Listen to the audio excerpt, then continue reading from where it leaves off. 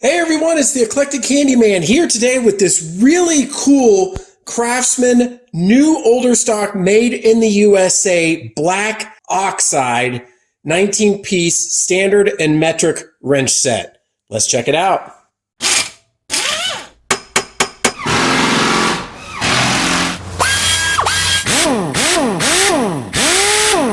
All right, so this is a pretty cool wrench set that I picked up. I actually got this, I would say back in 2020, and it's been sitting in the drawer and I hadn't made a video on it yet. I got them all cleaned up because they had been sitting there for a few years, and I was really excited to kind of do the research and find out a little bit more about these. You've seen me with the chrome polished Craftsman professional wrenches on this channel, and I wanted to do something a little bit different, and I thought these were pretty cool. By the way, if you like this video and ones like this, make sure you give it a thumbs up, subscribe, leave a comment below, check out the playlist. I have a lot of videos like this on the channel. All right, so what I ended up getting was a standard and metric set, although some of these I did have to piece together separately by buying some individuals. The original two core sets I did get at a very reasonable site. This black oxide, or as they call it, industrial finish wrench set used to be pretty commonplace on the aftermarket. You could find them, and now they're getting harder and harder to find. I don't think in particular that's because they're any kind of really sought after wrench. They just weren't made by Craftsman for that many years. It was toward the end of the Craftsman made in the USA era. In fact, on the very latter end that I could tell, and we'll get into the research here in a few moments, that these were actually available. And so by that time, a lot of people had already built out their sets. They had the standard sets, they had their polished sets, they had their professional sets. So I'm just not sure on how many of these sets were actually made. I think to some, it seemed more like a gimmick than it was actually something that you really wanted to do and purchase and invest in. But anyway, I've got a very nice set, and the more that I've found out about them, the more I've researched them, I'm pretty excited about them. All right, starting out, you all know that I usually show you a Craftsman catalog and exactly what the part numbers were and when they were from. But I flipped through all of my different Sears catalog that I had, spanning from the 70s, I have some from the 90s and a lot from the 2000s, and I could not find these particular sets in any of them. I had to dig a little bit deeper, and the best that I could tell from some of the dungeons of the internet, going back to some older sites and picking up a little information on Garage Journal and some other places, that these were probably circa 08 to 15. Now, they came in two different versions. The traditional Craftsman wrench that had the black oxide, or again, the industrial finish. And they also had, and I only have one of them, the actual Craftsman Industrial marking on them. As we know, we've seen these on sockets and others. So they had that set as well. But the best I could see, I saw a lot of chatter on them being on sale on Sears site around 2013 to 2015. That's definitely very late in any USA hand tools being made under Sears. And then I found one PDF that had the actual sets listed, no price. There was no date on the PDF, but trying to look in it and comparing it to some of the other tools in there, it looks to me like late 2000 to 2010 period on into the 2010 decade. If you have a Craftsman catalog and have seen these exact sets in there, please comment below about it. So I did track down the original part numbers. So the original Craftsman standard set, the most you could get was a 14-piece set that went from 3/8 inch all the way up to 1 1/4, which is past what I have.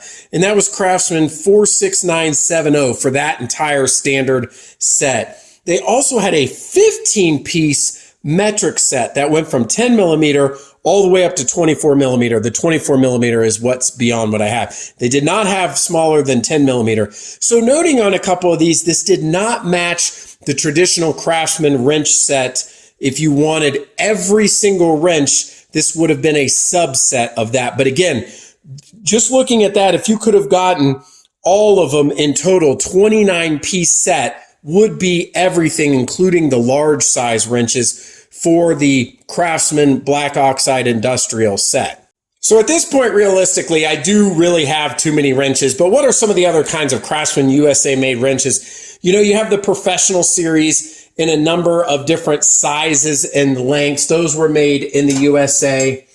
And then you have the traditional wrenches that I keep talking about that are basically, this wrench process has been done to it to make it the black oxide with the industrial finish, as they say. So looking at like the 18 millimeter right next to its counterpart, they're identical wrenches. And in this case, they're even the same manufacturer, the VA. And so, but they do have different part numbers. So they didn't just take, and I've never seen like a faux set out there, but it wasn't like somebody just took these and applied the process, which I'll talk about how these are made in just a few minutes. It didn't take one of these. You can always distinguish it because they are a unique part number set. So if you're looking to find a missing wrench, you can usually find that. Again, if I had the catalog with it listed, I would know, but usually you can deduce from the numbers on the back. If you add one or subtract one, that's how you can get into the different sizes. All right, let's take a few minutes and talk about why black oxide itself might have been useful for some mechanics and operators. So I had to do, again, a little bit of research, but from what I found, it all circled around something called FOD, or foreign object debris control. Basically, when you have a chrome wrench like this, there is a potential that this chrome plating can flake off. And if you were working in something, say in aviation or in a turbine, there is no way that could be allowed to happen. So some of the excerpts that I looked into, I had seen something that said Chrysler assembly plants back in the day had a policy that stated all tools needed to be black oxide. It was to prevent that foreign object debris and from employee safety. Another person had said working on a gas turbine, some of the internal bits corrode and fail if they're exposed to chrome plated tools. They're talking about, working on a multi-million-dollar turbine, you would need and be required by the industry to work with black oxide tools that had that industrial finish on it. Again, I mentioned aviation. Whether it's a socket or a wrench, they could potentially flake and it could go into some key piece and cause real damage. So these do not flake. It's a process that goes on to the wrench itself. One of the other jokingly reasons about why people liked the black wrenches was because they said that the shiny tools, tended to grow legs and walk away, also known as somebody stole it, basically. But the black wrenches were a little less shiny, and then people weren't as attracted to them. So if you had a set of black wrenches, they'd be less apt to be stolen than they would their shiny, professional counterparts. Two main reasons then you've basically got certain limited industries that would have required a tool like this because they don't flake and chip. And the other reason would be just they're not as flashy. And so maybe somebody would just walk on by. It's not quite looking like a dirty wrench. They look pretty cool here, but it's not as neat as the chrome plated ones. One last thing that I did see, and I don't know all the deep specifics on it, but back in the probably about the time that Craftsman was getting away from making hand tools here in this country, although it is coming back. But back at that time period, there were more restrictions happening on chrome plating of tools. There were a lot of environmental byproducts of it, and so that's why a lot of it was being done overseas, and it was being done cheaper because the EPA here versus what the environmental standards in some other places. So they were cracking down on that. All right, let's talk about how this process happens. So basically, black oxide is just a rust of its own in sorts, and then has been oil treated. It's a protective shell. It's basically stabilized rust.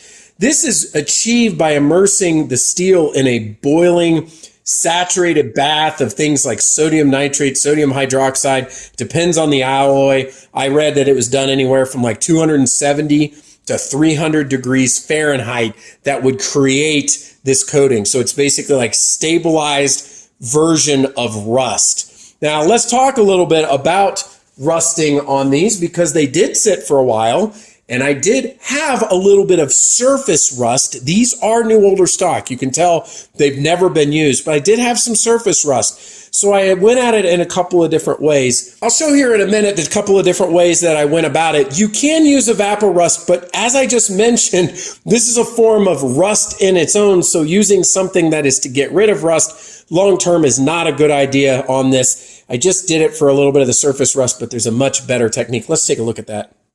All right, to tidy up black oxide tools, what we can do, pretty easy. If you have any surface rust on one of your wrenches or sockets or whatnot, you can just use a little bit of 3-in-1 oil or WD-40.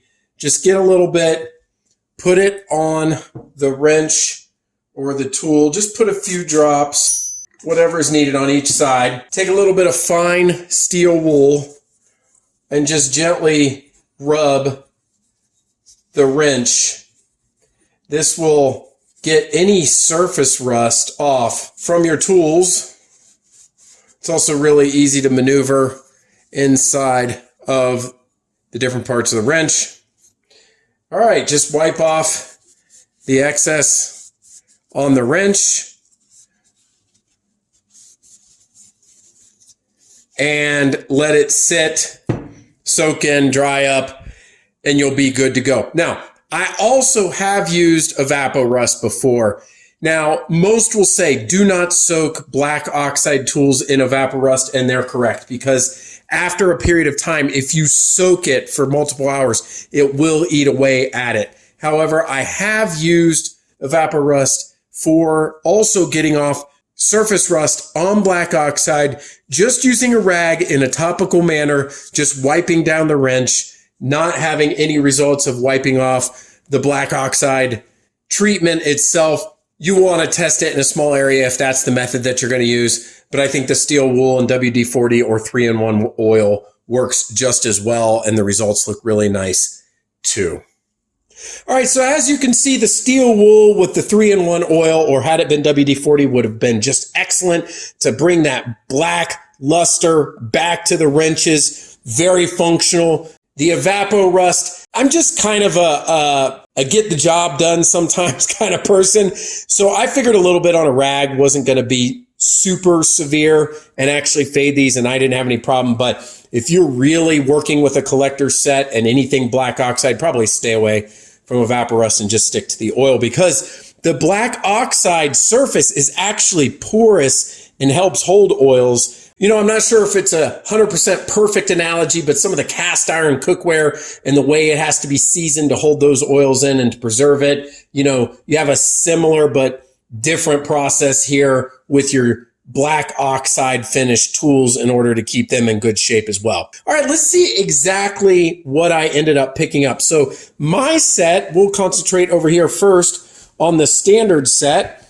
I have from 3/8 to 1 inch. So let's take a look at one of these. So it does say Craftsman. Again, you'd be quite familiar with this if you have the traditional Craftsman made in the USA wrenches. And if we flip it over, there you go, forged in the USA. Now this part number is hard to read because it is so small, but it is 46582 to start off the set. Kind of going through here, I've got a 7/16. And again, the part number is going to increment by 1, 46583. That's not always the case with all Craftsman tools, but oftentimes if you don't have a catalog, you can go in that manner to find the next one, 46584 on the 1/2 inch. Moving along, and you can see just a slight color variation in this one. We've got the 9/16 Craftsman and 46585. Just a beautiful set here. I've got the 5/8, the 11/16, the 3/4, and then I believe the next two I picked up individually as not a part of the set. 13/16, which is 46589, forged in the USA, and finally the 1 inch, big one right here. Yep, 46592, forged in the USA. I mean, just take a look at that. If we look closely at one of the larger wrenches here, you can see it has the same sort of texture as a traditional Craftsman wrench. I mean, you can tell literally it's the same exact. They just used the same part and just did a different surface coating on it. And if you look back, by the way, even these wrenches have chrome plating on the end, even though they're not the professional series. So that is one thing I would say about these sets is, you know, Craftsman, as much as the average homeowner and a lot of people, and even a lot of mechanics did enjoy them, I'm not sure how much in the professional industry were actually using Craftsman. So again, that's why they were probably late to the game on the tail end of the USA, making some new tools to attract customers. Most of what I had read, if anybody was required to use an industrial finish tool, they had, of course, Snap-on or Mac or something else to make sure that they had, you know, premium professional quality. But still, what a terrific wrench set here. All right, let's go ahead and focus on now the metric set, which I would use much more often. And again, with all my tools, I will use them. But the one thing that's hilarious here is I have so many wrench sets, I don't really need all of them anymore. So I probably need to pull the throttle back on buying any more wrench sets. I mean, I like to collect, you know, Craftsman tools, but collect for use. I don't collect like a museum. So the ones that you're seeing here on this channel, I actually will or desire to end up using. In fact, for getting under the car when I'm on the ground, I am less apt to use a professional wrench like this, and I'm more apt to use a traditional Craftsman wrench. So these right here, the black oxide ones, might be a great replacement for that scenario. All right, so at the bottom here, we have the old famous, this will probably be the one that would get to use the most, the 10 millimeter Craftsman. The part number on this is 46973, forged in the USA. Again, manufacturer code or series code, I use them synonymously, but I do know that they refer to the manufacturer. That's VA right there. Now, the next one is a little interesting.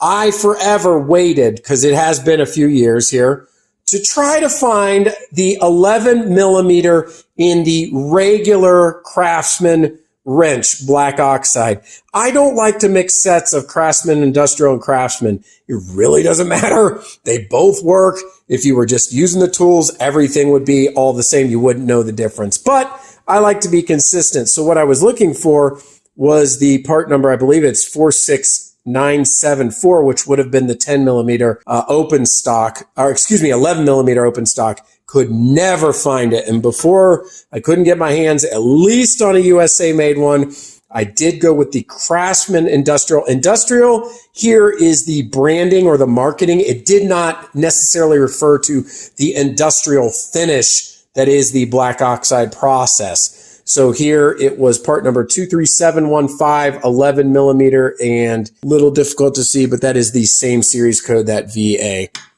All right, moving along, 12 millimeter here. And again, a lot of common sizes for working on cars. You got part number 46975. And these are no skips all the way up to 19 millimeters. So I've got the 13 millimeter. I've got the 14 millimeter. I will say the 14 millimeter might be a little difficult to tell on camera. Let me pull up another one next to it. There was a little bit of discoloration you can see in that 14. I would say of all of mine, this was probably the one. And again, it hasn't been used. I mean, there's no markings on it or anything, but just I think there was some inconsistency. I'm sure it wasn't a perfect process, but I've got the 14 millimeter just checking in on the part 46977. Then we go to the 15 millimeter, and that is 46978. I just had the 16 millimeter. That's a fantastic looking wrench right there. 17 millimeter, part number 46980, 18 millimeter. Now this is where the original sets I picked up had stopped, 46981. And then I believe I did buy this separately, open stock, after the fact. None of these did I get from Sears. I got them after the fact. I believe all of them came from eBay.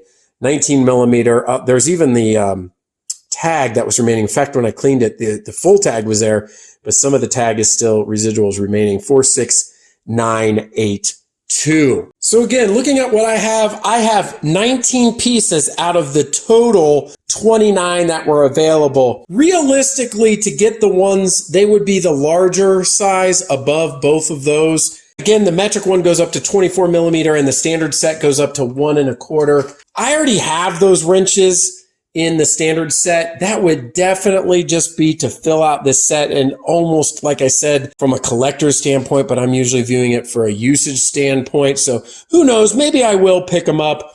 I'll be honest with you, when I first got this set, I looked at it and I was like, I don't know. It's just kind of the same of what I already have. Maybe I'm going to turn around and trade them back in for something else, but they really have grown on me, especially after I clean them up a little bit here. I think they look fantastic and I'm kind of excited to use them.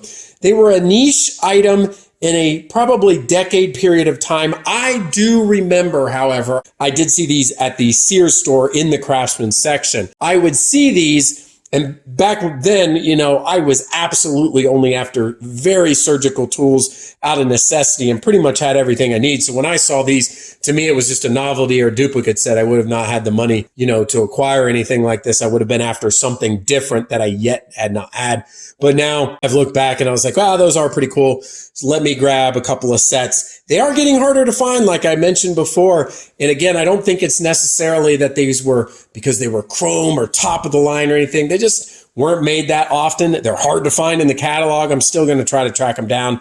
I'll update with a comment below if I ever found out which catalog it was in specifically, other than that PDF flyer I found from that one company. I also did find some links to them on Amazon and Summit Racing that are both defunct at this point, but it did show the original listings. One of them from Amazon showed circa 2009. So that was for, I believe, the metric set. So we do have a little bit of history there. So probably in that 5 to 10 year period, these were available. If you have this set or any additional information, whether you use them professionally, you picked up a set at Sears, have since gotten them, think they're a waste and would never touch them, whatever you think, let me know below. If there's any information that I might have been slightly off, you can feel free to leave that comment as well. I tried to do the research that I could on them. I think they're a pretty cool set. One of the last things I wanted to show from one of my previous haul items are these Craftsman Original Made in the USA wrench organizers. These are not the choice of all the time, but these are perfect for this traditional style of wrench set because they do go in this hard rubber and kind of lock down in there. So I'm going to go ahead and put these into this holder.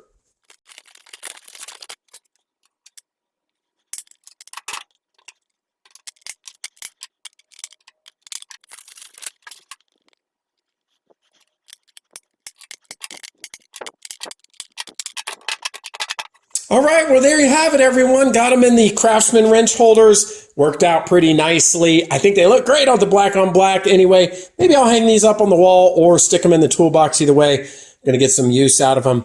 I hope you enjoyed this video, found this interesting. Looking back into the past at some Craftsman, new older stock made in the USA wrenches that are getting a little bit harder to find. And until next time, this is the Eclectic Candyman. We'll see you later.